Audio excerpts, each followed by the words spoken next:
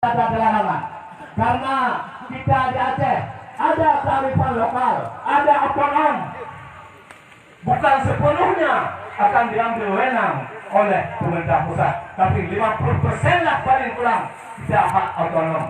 Maka dalam hal ini karena kita punya syariat Islam, saya harap tiap-tiap malam Jumat penuhi masjid-masjid, menasah baca Yasin Fadilah, baik pun Yasin biasa untuk kita tolak bala. Ini sangat saya harapkan. Tapi hanya tertulis. Jadi menulis kita pelanggaran Allah. Dia pula Abu ya, atenan sigatu acara yang setuju adalah langgan kalbang Aceh Jaya. Sigatu kemula kemah karena instruksi dari atasan apa boleh buat.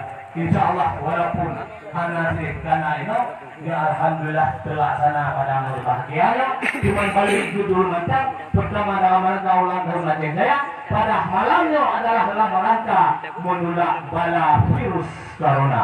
Kita mohon kepada Allah SWT supaya yang doa baca malam yang dipimpin adalah Al-Murabi Abu Ya dan yang diterima dari Allah Subhanahu wa taala. Amin ya rabbal alamin. Mungkin demikianlah dalam putuh malam berbahagianya. Guru lentuan kemah, lentuan akhiri. Wabillahi taufiq wal hidayah. Assalamualaikum warahmatullahi wabarakatuh. Waalaikumsalam.